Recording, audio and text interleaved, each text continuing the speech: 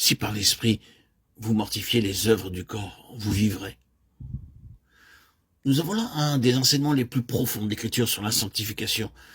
Le péché reste dans le corps jusqu'à la fin. Mais les actes du corps, chaque péché, chaque racine de péché peuvent être aussitôt mis à mort. C'est la présence de Christ, c'est la vie de Christ apportée en nous par le Saint-Esprit qui mortifie tout acte répréhensible. Le péché ne sera jamais extirpé, toutefois il peut être mortifié et gardé dans la mort. Pour réaliser cette mort au péché, nous n'avons qu'à être remplis de l'esprit de vie qui est en Jésus-Christ, la vie de Christ en nous, fait incessamment mourir le péché. C'est de trois manières que le Saint-Esprit vient mortifier le péché. Quand le croyant est tombé dans quelque péché, le Saint-Esprit le mortifie ou l'efface en lui faisant placer sous le sang de Christ.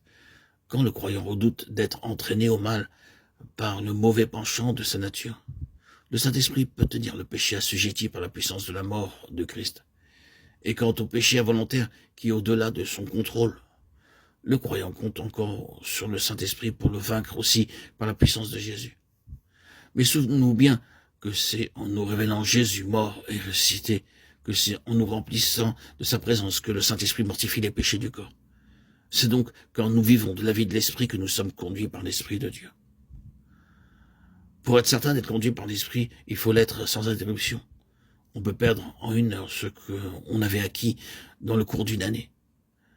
Ah, si nous agissons indépendamment de l'Esprit dans les petites choses, nous l'appellerons en vain pour les grandes choses. Oh mon Père, je te remercie de m'avoir dit que tous ceux qui sont conduits par l'Esprit de Dieu sont fils de Dieu.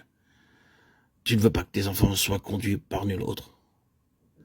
Tu veux que le Saint-Esprit qui a habité en ton Fils et qui l'a conduit pendant sa vie terrestre nous conduise, nous aussi, nous éclaire de sa lumière divine. Oh mon Père, tu sais que par notre ignorance ou par notre négligence à obéir à l'Esprit, nous ne savons plus reconnaître sa voix, et qu'ainsi la pensée d'être conduit par l'Esprit nous angoisse plus qu'elle nous réjouit. Père, pardonne-nous. Daigne nous faire saisir avec foi qu'il est possible et facile d'être conduit par l'Esprit, afin que désormais nous cherchions de tout notre cœur à nous laisser conduire par lui. Oh mon Père, oh mon Dieu, oh mon Roi, Seigneur, je m'abandonne à toi, pour que tu me conduises en toutes choses par ton Esprit. Je renonce, dès à présent, à l'instant même, à ma sagesse, à ma volonté propre, à mes propres vues et ressources, ici et maintenant, tout de suite. Et je veux poursuivre cette pensée chaque jour. Je veux attendre avec soumission la direction d'en haut. Que mon esprit soit toujours réduit au silence en ta sainte présence et que j'attende de ton esprit qu'il règne en moi, Seigneur, mon Dieu et mon Roi. Que par l'esprit je mortifie les œuvres du corps et que je sois transformé par le renouvellement de mon esprit afin d'éprouver que ta volonté est bonne, agréable et parfaite.